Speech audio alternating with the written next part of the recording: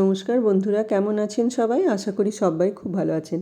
আজ আমি বেশ কিছুদিন ভিডিও দিতে পারিনি নিজের অসুস্থতার কারণে, তার জন্য সকলের কাছে ক্ষমা প্রার্থী। আজ আমি আপনাদের সামনে ভেটকি মাছের কালিয়া তৈরি করে দেখাবো। ভীষণ সুস্বাদু একটা রান্না। কিছুই না, প্রথমে মাছগুলোকে নুন হলুদ আর লেবুর রস মাখিয়ে আধ ঘন্টার জন্য ছেড়ে দিলাম। এদিকে একটা পেস্ট তৈরি করব। 2টো পেঁয়াজ, 1 ইঞ্চি আদা, 3-4টে কাঁচা লঙ্কা, ঝালটা নিজেরা যেমনভাবে খান সেইভাবেই দেবেন, গোটা গরম মশলা দিয়ে পেস্টটা তৈরি করে রাখলাম।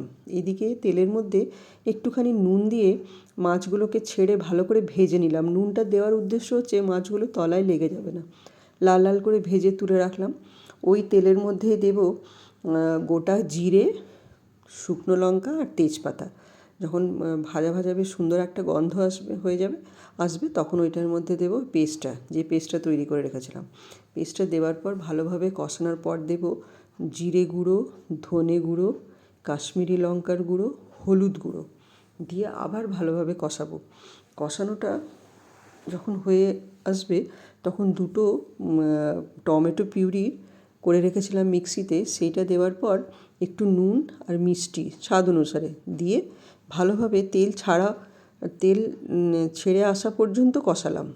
তারপর দিলাম 2 টেবিল চামচের মতন দইটা দেওয়ার পরেও সুন্দর করে কষালাম।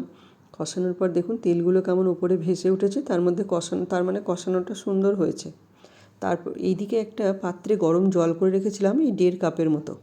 যে এই ঝোলটা নিজেদের অনুসারে, যেমন যদি বেশি ঝোল খান বেশি জল দেবেন, যদি মাখা মাখা খান, আমি মাখা মাখা খেতে ভালোবাসি তাই এইভাবেই করেছিলাম।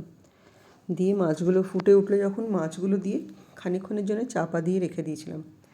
দিয়ে ঢাকাটা খোলার পর খুব সুন্দর গ্রেভিটা ঘন হয়ে এসছে। তার মধ্যে দিলাম কুচিয়ে রাখা ধনেপাতা দিয়ে গরম গরম ভাতের সাথে পরিবেশন করুন।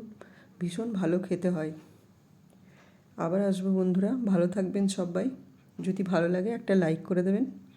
আর কে কে এই ধরনের ভেটকি রান্না পছন্দ করেন আমাকে লিখবেন। আবার আসবো, বাই।